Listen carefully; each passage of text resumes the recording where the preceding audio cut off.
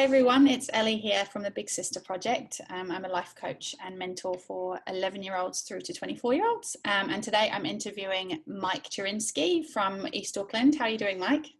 G'day, yeah, doing well, thanks. Do you want to tell us a little bit about what you do and how you're connected with teenagers in your community?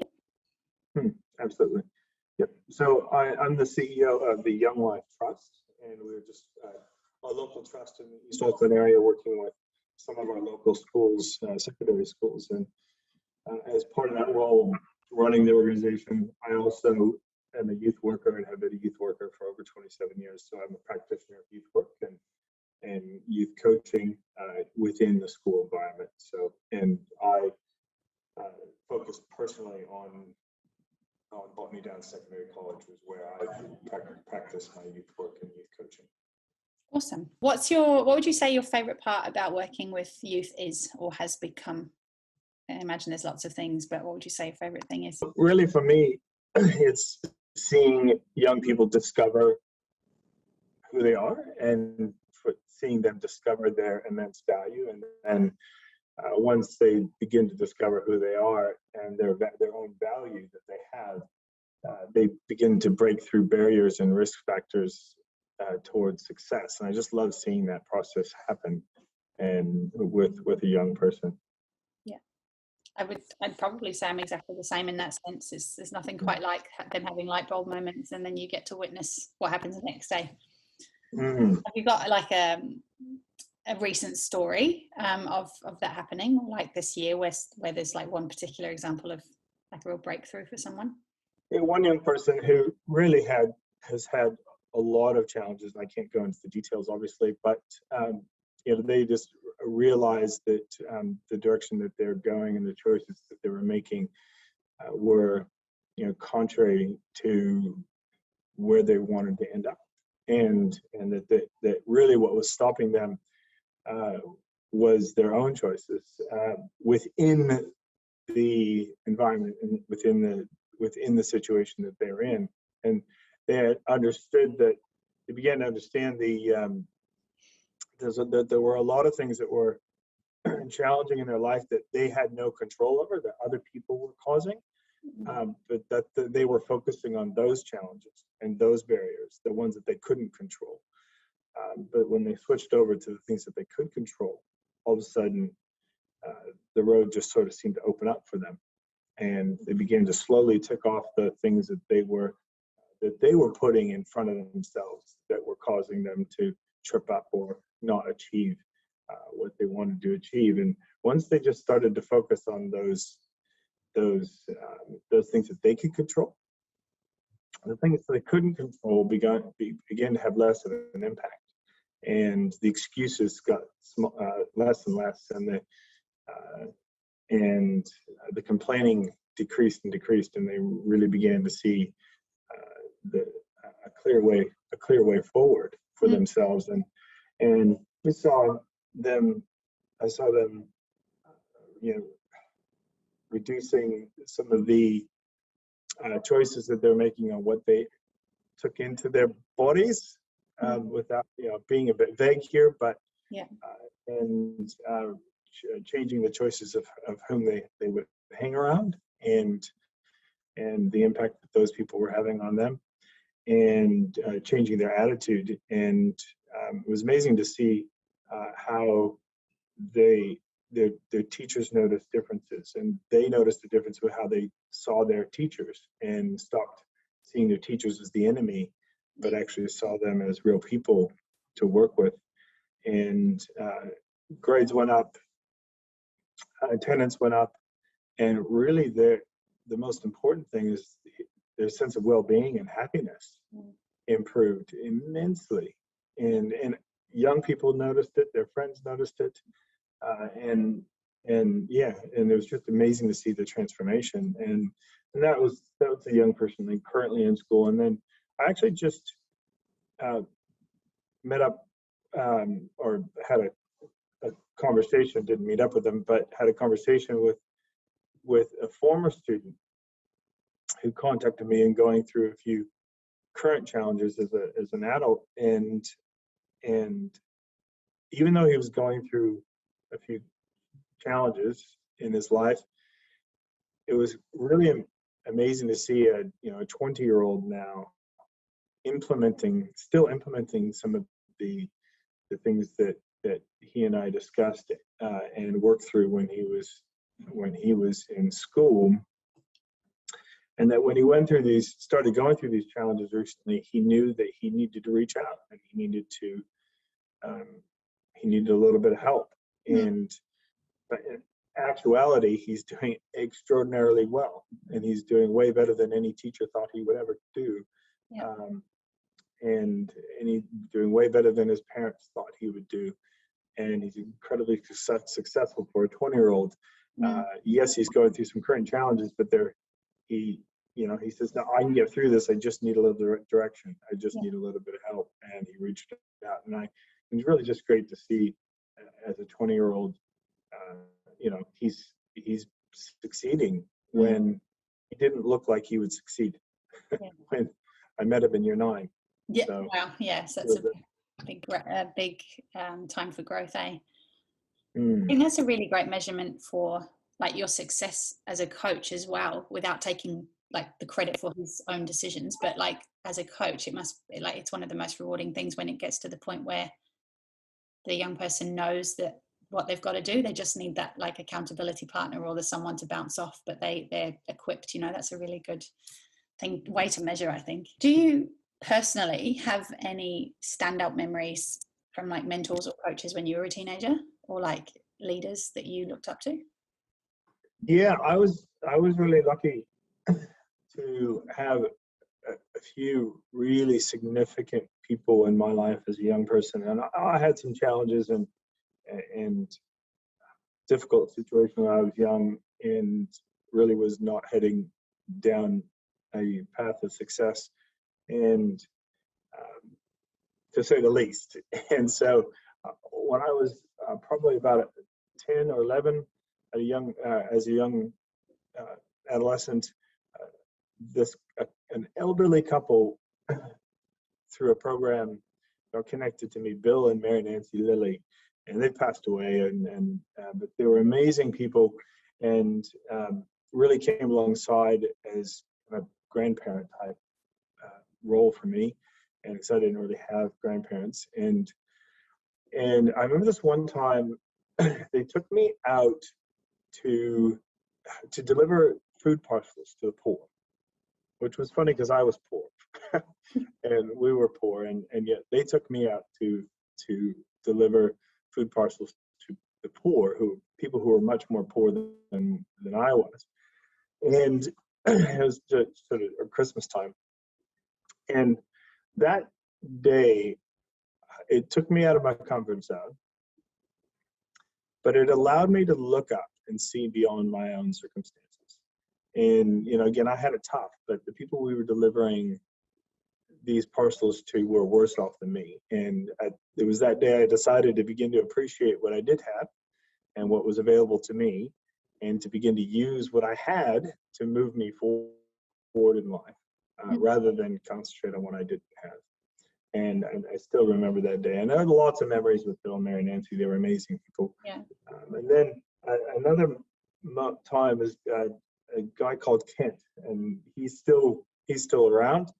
He still coaches me and mentors me, and all these years later. But he had this old car, and when I was a teenager, and it was just about to hit 300,000 miles, and this is when I was living in the States, and that's a lot. That's like 500,000 K or something like that.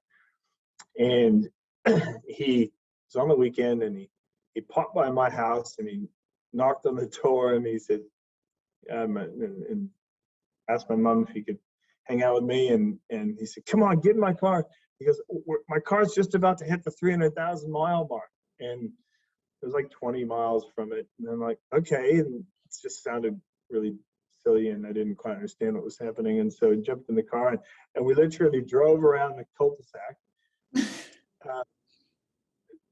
and driving and listening to music and laughing, and then we got just getting close to that 300,000 mile mark, and then it was, $299.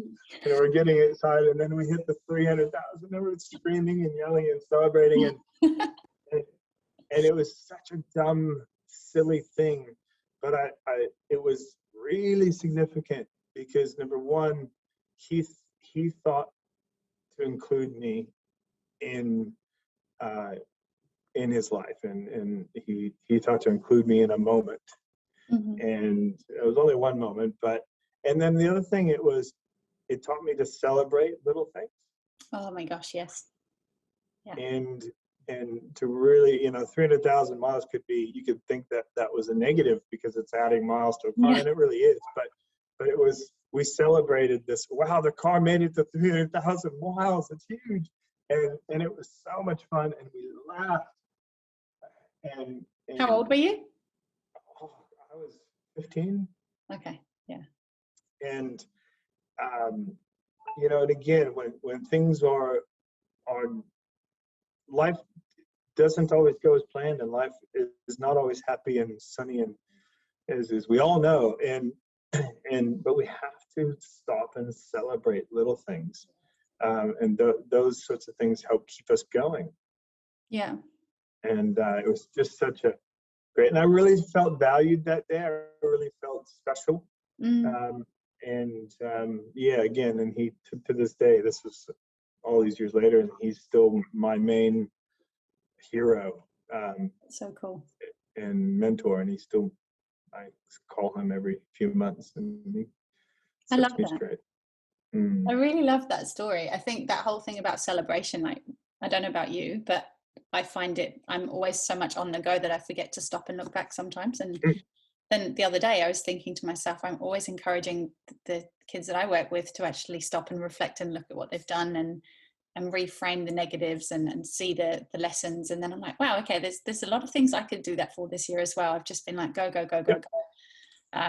And lockdowns come at a convenient time because it's enabled me to stop and actually do what you just said and celebrate some of those little milestones and wins and important moments, And I think the other big memory that stands out is in that vein is that there was one point Kent organized some friends of his to pay for some tickets for me to go to this festival, a music festival thing, me and a few other people, and that was really nice of him, and so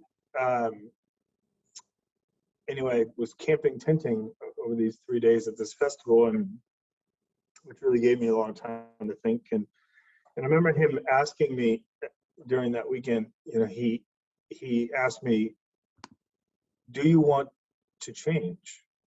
And what do you want to change? And he was pointing out to me that it was really my choice. And what is it that I wanted to change? And do I really want to make some changes in my life? And so, and I decided that weekend that, that was one of the big moments where I decided, yes, I do.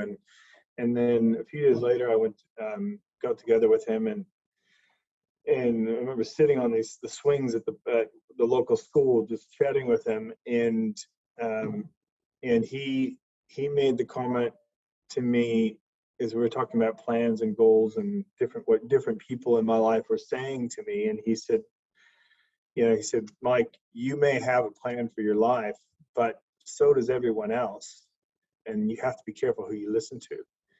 And that was really significant because we have so many voices of people with their different agendas who are trying to influence us or utilize us or use us or even help us. But we have to be careful who we listen to because other people have plans for us, but they might not be the plans that are right for us. And so that was another significant moment for me.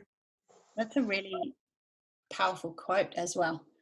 That whole thing about, and then that's the thing I find now as well with, I don't know about you as well in your experience working with teenagers with the whole influences and voices and stuff, but now there's like social media and online is like even more stuff to follow, trying to tune it out. And I'm actually quite amazed at how many of the ones I've worked with that have actually taken themselves off social media, which is quite a shock. Absolutely. It's all the go, you know, but they've actually chosen to come off the voices thing and influences. It's one of the biggest battles. Like often, really, the first like conversations I have with new students that I work with is usually about, okay, well, who's around you, who are you connected with, who's in your network, and often one of the foundational issues that they are facing is something to do with friendships and connections.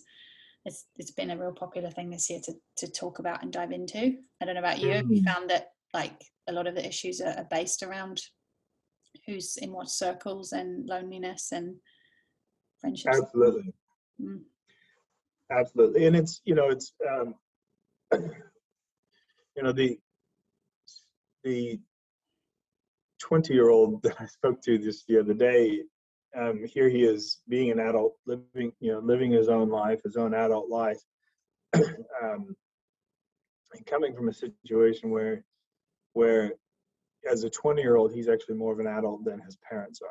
So that's kind of gives you an idea of his previous situation. And, he had to really decide who was the most important voice and adult in his life. And now as a 20-year-old, it doesn't have to be his parents, and it can be, but in his situations, his parents weren't the best influence or voice for him, because they were really bringing him down and having a negative impact. And so, which does happen sometimes for young people.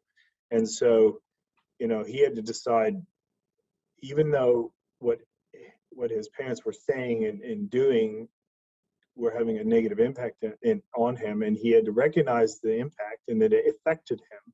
However, what was he going to do with that? And then was he going to let that lead him, or was he going to lead himself?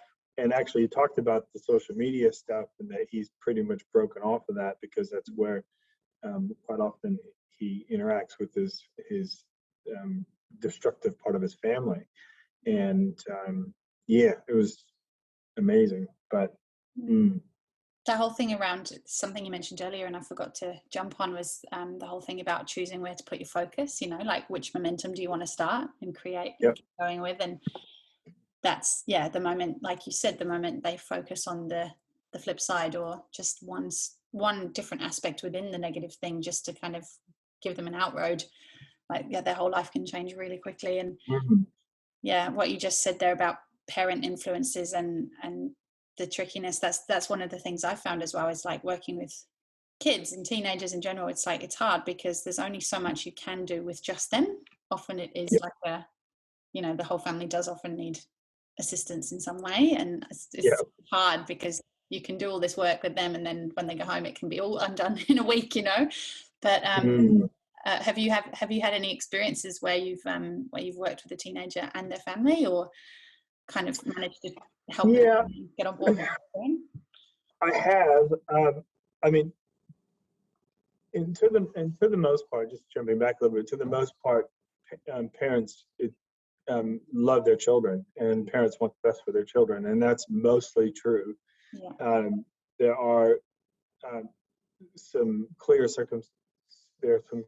situations where parents aren't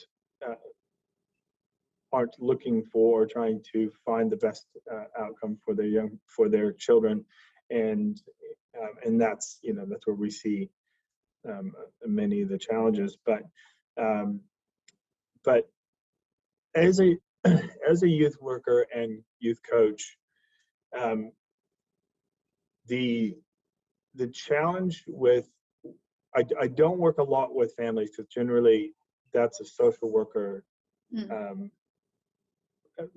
area of expertise. And as a youth worker, a youth coach, you really have to figure out, you have to define what's the primary relationship. And although it is difficult sometimes, like you said, you do some good work and then they go back to a situation that maybe unravels some of it. In order to have, in that situation, I think a social worker is most effective when they've got other services or other people who are doing other roles to enhance the role that they do. Same thing as a youth coach um, or a youth worker or a counselor. When you've got other people who provide other roles that are outside of what your role is, then that's how you can be effective. And so I generally don't, partly because I work within the school system and engagement with parents and families is really the job of either the guidance counselor or the dean or senior leadership of the school, and that's their job to engage and work with the families on different levels. And then I focus on helping the young person within from that coaching and youth worker point of view. But it's so the engagement with parents is there, but it's indirect. It's via partnership with other people in other roles. But I would never work with a young person without those other elements in place. And so I don't work with the young person independent of people and there's other roles so that the parents must be aware of what's going on and be okay with that ultimately and allow that because but there's ethics involved with coaching and working with young people that you have to make sure and maintain, and so but also working with young people, the young person has to know and have confidence that they can trust you and that you have their best interest in mind, and trust is a valuable commodity, and it's sometimes hard to come by. And once you get it, you really have to protect that trust. And there are systems in place that allow you to do that, and sometimes, if let's take it away from the parent side of things. If I'm working with a young person and they are having some challenges with a teacher, it might be appropriate for me to talk to that teacher, but I will ask the young person permission before I go talk to their teacher. Are you okay with me taking this step to talk to the teacher about this, to help in this situation a bit? And so that's that area of trust. So the young person they have to have that confidence that they're in control of the relationship and in control of the situation, and that's really important. And so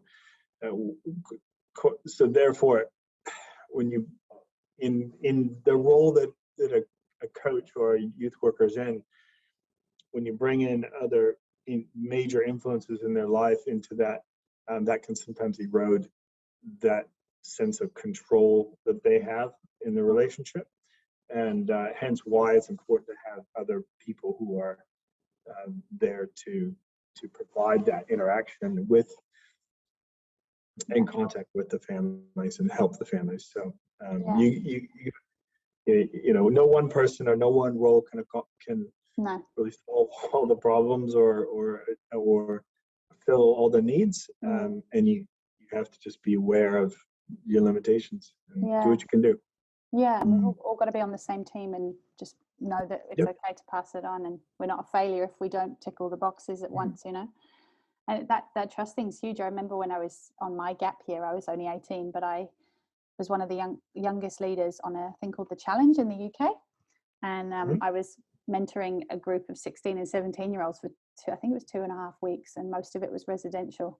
And every other leader there was, I think, over the age of 26. So I was really young, but they obviously saw something in the way I was in that space. And I remember some of the conversations I had with the boys mostly, actually, which was quite surprising because I was thinking, oh gosh, teenage boys aren't going to take me seriously.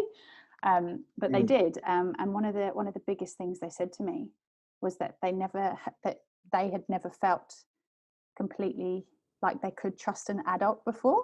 And I was only just kind of becoming an adult, and I was thinking, you know, still trying to get my head around what that actually meant. But like, as time's gone by and I've worked with different ages and done more coaching myself, I've realized it's actually all any of us, even adults and older people, want to do is be able to speak and be heard and be like valued and actually acknowledged. There isn't, you know, and if you can do that without the judgment, it's when, at least in my experience, I found if I really hold that space of no judgment and complete acknowledgement and validation, that creates trust instantly. I don't need to go for weeks and weeks and build loads and loads of bricks. You know, there's some that will, you know, obviously need to work a bit harder with, but generally if you can open up straight away, if I completely hear, see, witness you, that automatically brings down a lot of barriers quite quickly. You know, it doesn't need to take months and months if you go into it with the mindset of being completely open for them. At least I found, anyway. No, absolutely. I think authenticity is so authenticity and authority have the same root, and you gain authority, and I don't mean authority in sort of a being over somebody, but authority is in respect and trust. You gain that through authenticity, and young people respond to authenticity, because I find that young people tend to be able to size someone up a lot faster than adults do. Yeah. They can generally very quickly see, are you trustworthy if you're authentic, if you're showing your true self, and so they're really clever, and it's amazing, and you know, earning the right with somebody and earning that trust, sometimes it might take 5 years, but quite often it takes 5 minutes. And there was one other story, I think I've told you the story before, which with a young Maori boy who came along to one of the camps that I put on, and I, you know, we had lots of adventure and fun time out in the bush, fishing and doing all kinds of fun stuff for 6 days. It was an amazing fun camp and lots of activities. And at the end of the week, I said, "What was your favorite part of camp?" And you know, you'd expect the young boy to say, "Well, it was when I caught the big fish," or whatever it was. But he says, "Oh, Mike, my favorite part of camp was this the first time I've ever been treated like an adult." And when I asked him further what he meant by that, he says, "Well, I was treated with respect. I was given trust, and my opinion was sought. That's not the words exactly he used, but he said he wanted my opinion, and my input was considered, was asked for, and you know, so that was his most favorite part of camp." And young people respond to that. They respond to that. It's made me think of on the challenge as well. I remember vividly, you just made me think of it. Some of the outdoor activities we were doing involved climbing up trees and jumping off and grabbing those trapeze bar things, and that's my idea of hell. So I was like, but being their leader, you know, I kind of had to do it with them, and I was like, well, I have to get over my fear here. So I spent, you know, the first chunk of the session encouraging all of them to do it, and then I actually said to them, "You guys need to encourage me now, because this is terrifying." And instead of being like Miss Brave, you know, I can do this, and just showing off and just pretending, I was completely nervous, told them that I was nervous, and I said, "I need you guys to cheer me on, or I'm not going to be able to get through it." And that completely, I think that was within the first few days of being together. So they got to know me very quickly. And, you know, we were doing stuff like zip wiring over cliffs and jumping into the sea and stuff in the rain in Wales when it was freezing. And, you know, so that they had to psych me up. And I think when they were given that sense of responsibility and that sense of, we need to take care of you as well, because you're a human with fears, it takes the focus away from them, you know, and you kind of just co-create. And yeah, the outdoorsy stuff is so, I really want to get back into that more, because it's nothing quite like overcoming fears like that together. What would you say you've learned about yourself through coaching and youth work? You know, one thing I've learned about myself is that being aware of my own needs, I've learned to be very aware of my own needs and my own agendas, and my own hopes for myself and for other people. And the reason why that's quite important is because if I'm there, either coaching somebody or caring for someone else, I think authentic care and for someone else means one of the elements of that is to set your own personal agendas and needs aside. And I'm not saying abandon those, but you know, I've learned to understand the difference between the hopes I might have for people versus agenda.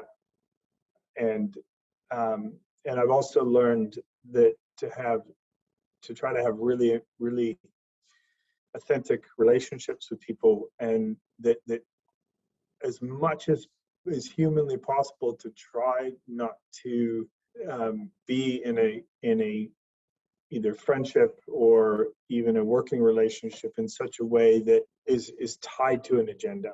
And so really learning but you have to be aware of your personal agendas. You have to be aware of your hopes. You have to be aware of your needs. And I don't want to use, unless the other person's willing, I don't want to utilize a relationship with someone just to fill my own personal needs, whether that's my insecurities or my making myself feel good because maybe I've met somebody who's famous or wealthy and I want to get in with him and become friends with them. I really check myself on that, so that, because that happens from time to time, say no, that this person's a person. It doesn't matter who they are, what they have. They are a person, and I need to see them as a person. And so, but again, I've learned to be very aware of my own deficiencies, my own needs, my own insecurities, and really address those on my own, or address those separately. And the other thing is taking care of yourself. Of myself, I often say to people, and I didn't come up with this, I just repeat some wisdom that I've heard before, but it's pretty straightforward, which is you can't give what you don't have. And so if you're really wanting to have time for people, then you have to create time for people. If you're wanting to have enough energy to be there for others, then you need to do the things that give you energy. And so, and that's not being selfish. That's why I love getting out in the bush. I love hiking, skiing, fishing, hunting, all those things, because that gives me energy and that feeds me, and trying to keep myself healthy, so that I can be there for my family or be there for young people or others. And it sounds like, so I've learned to actually focus on myself as much as possible, which sounds selfish, but it's not. It's not at all. Yeah. No, and so where I used from to, an empty cup. well, that's exactly right. And I think I used to give out of an empty cup, and I think that if you take that analogy, which I've used that analogy before as well, it just, if you've got a cup of water, if it's full to the rim, and you're carrying that cup and someone bumps you, the water just pops out and slips out and impacts everything around it. But if it's right halfway down or right down towards the bottom and you get bumped a little bit, the water doesn't spill over. So we should be helping people out of an overflow of our life, not out of a deficit. And so so I've made the mistake of giving out of a deficit, and it really hurt me and hurt my health, and ultimately I had to take a lot of time off at one point because which really gutted me, because my purpose in life I couldn't fulfill. And so I've really learned that, look after yourself so that you're able to actually be there for others. And sometimes that means sometimes it means you can't help certain people, or you can't contribute to certain things, and that's hard. But I remember my doctor saying to me, Mike, I want you to be with us for the next 20 years. Yeah. At this stage, you won't last the next 20 days. And that's, that really hit me. So sometimes, you have to make those difficult sacrifices in order to remain, for the bigger picture, in order to remain in the game and to be able to continue in a healthy way. And that's also looking after yourself and making sure you're as healthy as you possibly can. Not only keeps yourself well and healthy and safe, it actually helps keep the young people that you're working with healthy and safe, because you need to have good judgment when you're working with young people. And so, and if you're not looking after yourself, you tend to lose judgment. Yeah. And it's really important to keep that up. Yeah. And I'd say as well, like, I mean, I've already heard you say that you've still got a mentor, and I'm imagining you've probably got other people you talk to as well. Like, I've really learned the value through coaching of having my own coaches. Like, there's been so many people that I've come across in the past year alone that have boosted my mental well-being, and psychologically, mentally, physically, emotionally, everything, like the whole spectrum. And it's amazing how this kind of work and coaching really opens up your eyes to the importance of having accountability people and having shoulders to cry on, like all of those things that we just kind of go through life, and just we put a lot of things on our friends and family most of the time, and it's actually really important to have someone that's not that, and I've really learned that, like, big time this year. And I love sharing that as well. And like what you said about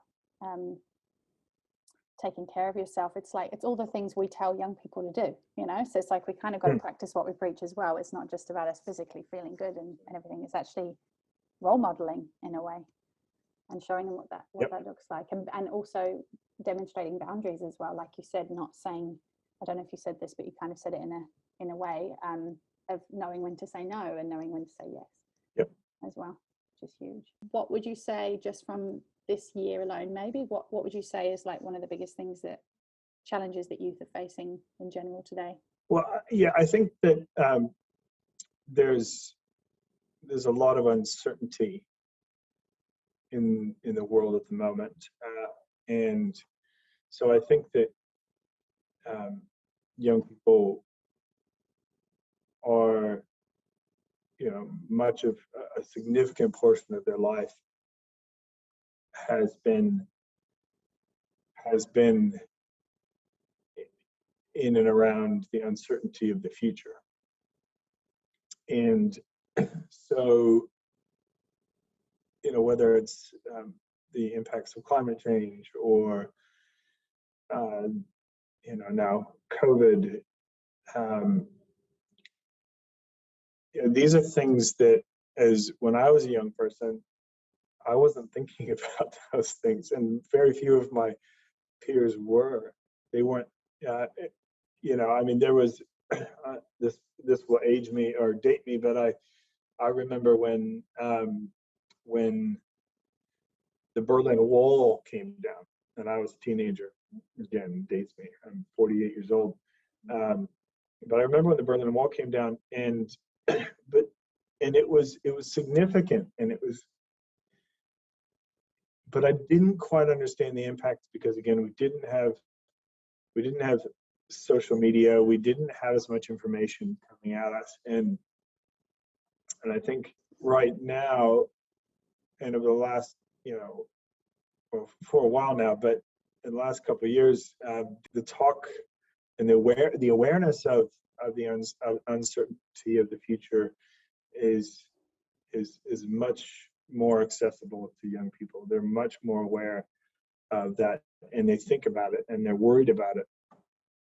And then when you come down to a more tangible level, there's a lot of people in our area in East Auckland who are migrants, and And so they're new to the country, and so that uncertainty, which is not a new phenomenon, because I've seen that for a number of years when with new migrants, but when you add that with on top of these massive world event type situations,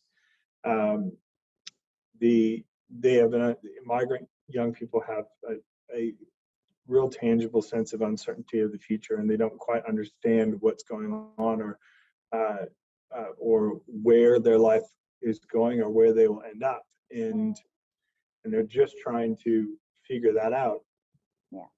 And so all that uncertainty really provides instability, and then at some point you just see young people and adults as well, just kind of give up. And because it's just too hard, and when a barrier or a challenge seems insurmountable, then you don't even try. And because why even try? It's pointless, because there's no way I'm going to get there. There's no way I'm going to get over this or through this. And so and that again is not a new phenomenon, but it is much more palatable in the last year, in the last 12 months, 18 months, and it's becoming more of an issue for your average person rather than just a segment of society. And we all kind of bounce off each other's energy, right? And we all kind of feel it when other people are anxious about something. And and I think part of our work as coaches now is helping motivate and help inspire and help, encourage in new ways, because like you said, some of the challenges are ginormous, and it's like there is no, like, especially in New Zealand, like random lockdowns. It's not even, it's not like this slow process where it's managed. It just gets thrown on you in one hit, and then everything stops, and it's just like, oh, okay. Whereas other countries have got a different approach. There's different ways of doing things, and there's no right or wrong, I guess, but it's just for New Zealanders and people coming here and then having the split lockdowns that are really long, and then life's normal again, and then it's not. It's like, well, how long is this going to be normal for now, and throw all the other things in there, like friendship and exams and anxiety and family and everything else. It's I think part of the work as coaches now is a lot more focused around helping, at least again in my experience, like just helping them get motivated and find their own tools, surviving really, and thriving as well. What would you give as a top tip for, like, just today, for a parent who wants to just connect with their teen in a different way? Have you got like something that you can share that can help spice things up or change things up? Well, I think it goes back to some a bit of what we were talking about before about trust and respect. I think that young people now, there's been a shift in the last 10 years or more with the way young people generally look at and approach adults, including parents. It used to be that young people would, generally speaking, that young people would, whether or not they respected the adult in their life, they would treat the adults with respect. Again, this is generally speaking, it's not always the case, but the default setting for young people was to treat adults respectfully, even if that adult didn't treat them with respect, even if they didn't get that respect back. Well, now, and it has been for a while now, is that young people say, I will treat them with respect when they treat me with respect. So respect is more earned rather than given, rather than just gifted. And I think as we kind of do that as adults, although we might be more tactful, or we might we sort of understand the game a bit more when we're older. But I think if parents understood that that by and large youth culture requires adults to earn respect, and to begin to live in that, to treat their adolescent, their teenager respectfully, and to begin to treat them more like adults. And clearly, the teenagers are not adults, but they are part adult. Yeah. And they're beginning to they're in that transition phase where sometimes they can make good adult decisions, and sometimes we as adults can really benefit, or quite often benefit, from the input of young people. And to begin to treat them as adults, give them that ability to practice being an adult, giving them freedom but within boundaries, because young people still need boundaries and want protection. But the old speak to me, you can only speak when you're spoken to, and this is my house, my rules.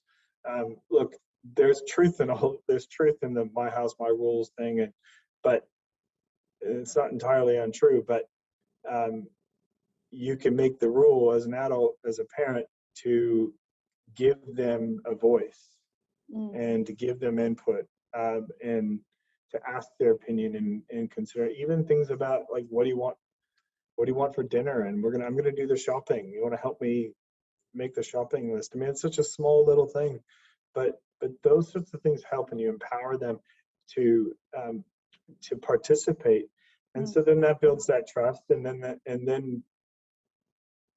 the young people begin to interact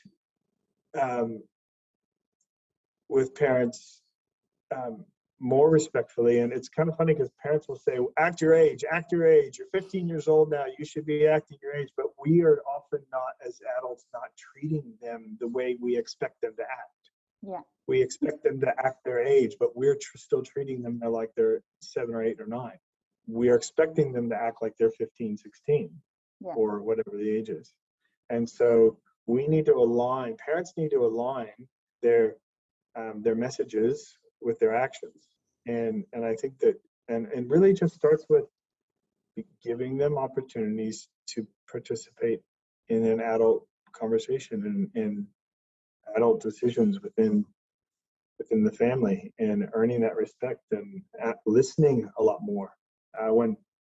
When my young person, he hasn't done this in a long time, but when my son comes in, had a bad day, and I said, oh, hey man, I need you to do the dishes, and he freaks out and he hits the wall and slams the door, a parent's default reaction shouldn't be, what the hell, why would you do that, and get all angry. It should be, I wonder what's going on there.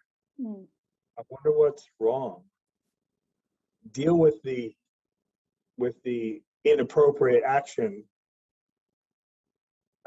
when you can, but your first default action should be, wow, what's going on? I wonder if they're okay. And so if you just take that time and take that moment and give them a chance to express what's going on, like you would with an adult,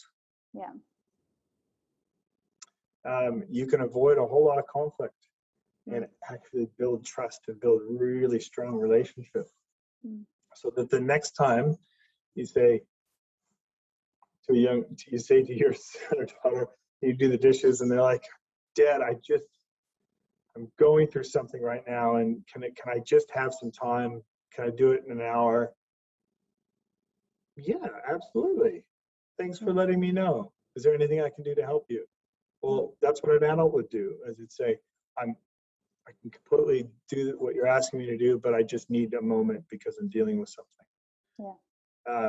Giving them those opportunities, and that could look like lots of different things, but that can be implemented in lots of different ways. But I think it just comes down to beginning to treat your young people like adults. And giving them opportunities to practice being an adult. And if you ask yourself, what does that mean? How do I treat other adults? That's how you come up with the what does that look like? We could go on and about what it means to treat someone like an adult and with respect. But I think most people come up with those.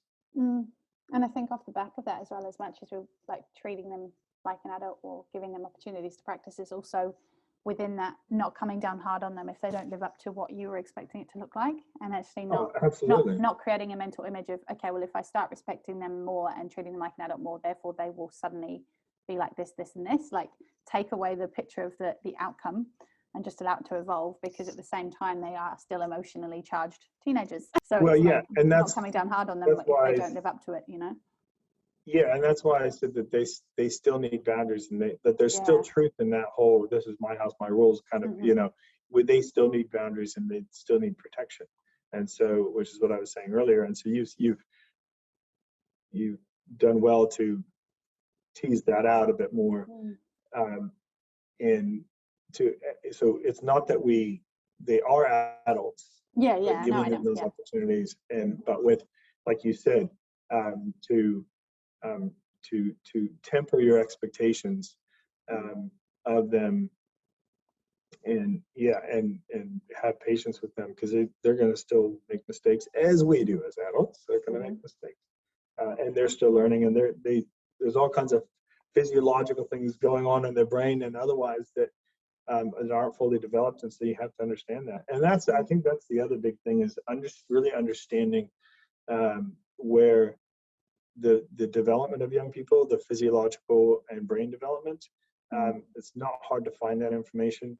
You know, when a parent asks me why is my kid acting so crazy, well, in some ways it's because it's true that their brain is not fully developed, and it doesn't have they don't have the ability to access all the tools that they have in their toolbox. Their toolbox is locked, or it's packed away somewhere, and they don't know how to access it. So when they're trying to deal with an issue, and they need the proverbial wrench or a hammer, but they can't find a wrench and a hammer, they can only find a rake. Well, a rake's not going to put up a picture on a wall. No. You know, and so that's what's happening for young people, is they don't have access to all the tools. And so they seem to make crazy decisions. Yeah. It's because of their brain development. And if we understand that, then, you know, I wouldn't ask I have a friend called Mike who's in a wheelchair, and because he's had an accident. And look, I wouldn't, if I said, can you run over there and grab, go up those steps and grab that thing for me, and if he says, no, I can't, I'm not going to get upset with him, because I understand his situation. And I wouldn't expect him to do something that he's not capable of doing. Yeah. You know, so you have to be aware of that. So, and that's just being aware. And I feel like parents can find out about that stuff. Yeah, and it's all like a trial and error process, isn't it? And I feel like off the back of that as well, like, obviously parents are supposed to teach children stuff, and you're there to guide them and teach them and everything, and educate off experience and all that stuff. But I think just a way for parents to be easier on themselves as well, because it's so easy to beat yourself up over when things do go wrong, is actually looking at your child as your teacher as well.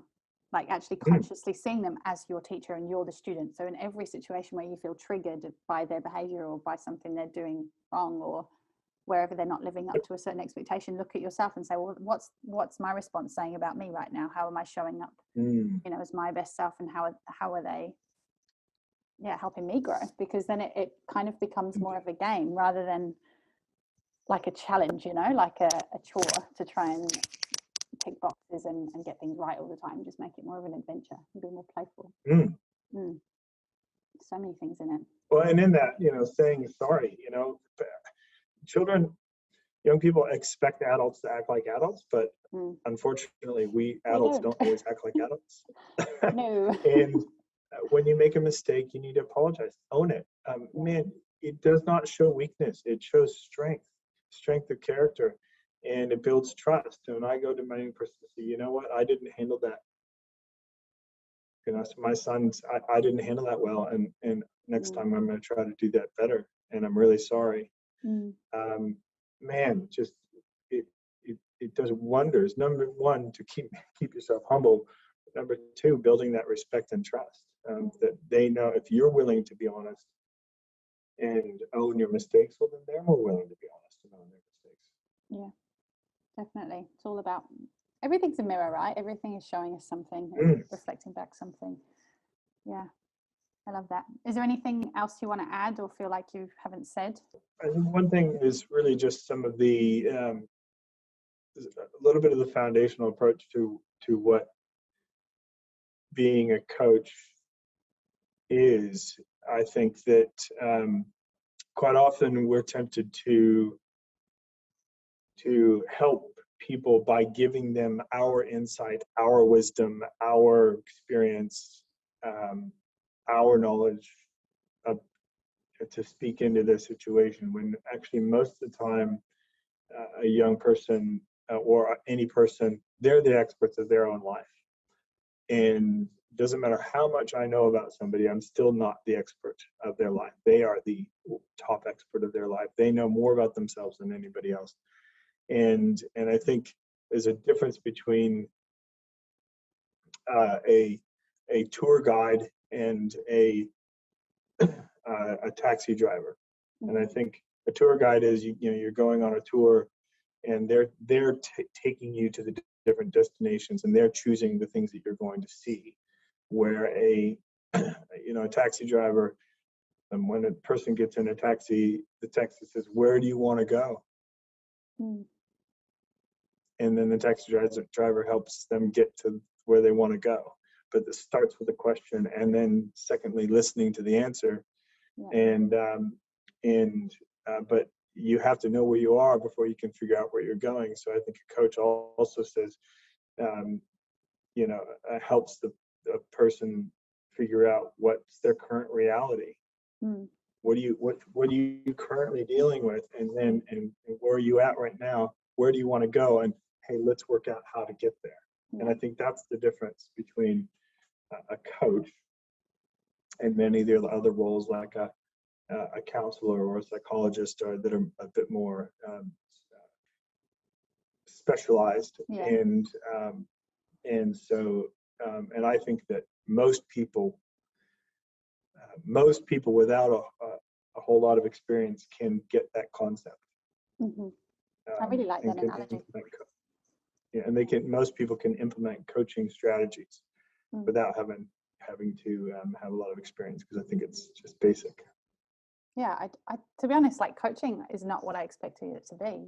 It's very much like a cheerleader and the devil's advocate sometimes, and just a playmate type of thing sometimes. It can be all kinds of stuff, and it's very dynamic. And I used to try and, like, before I really got into coaching, like, properly, I was trying to plan it all, and I had all these ways that I was thinking I was going to do stuff, and then when it actually happened, it was like all flipped on its head. I was like, okay, this is not, and there's nothing wrong with what I had, and some of it still comes back in, and I use bits of it, but it's not at all what I expected, and it's blown my mind how much can shift for people when you really release all expectation and attachment to what it's supposed to be, and just roll with your guidance a little bit, your intuition a bit more.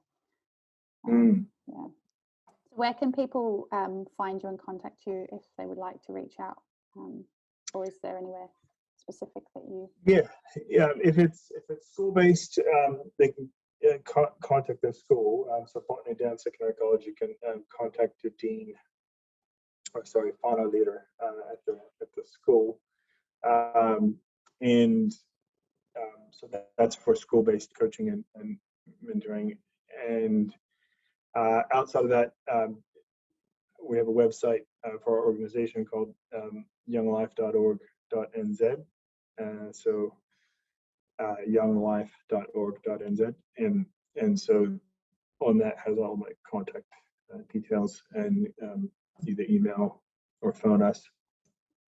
And but primarily for Botany Downs College families, it's going to be via their fauna leader at the school. And for me, my website's the-bigsisterproject.com, and you can find me on Instagram as well, bigsisterproject_. That's where I post about upcoming workshops or coaching programs and things. Yeah, what a great conversation, Mike. We've been talking for over an hour now. Thank you for joining me, and I'll speak to you soon, no doubt, when we work together in the future. Awesome.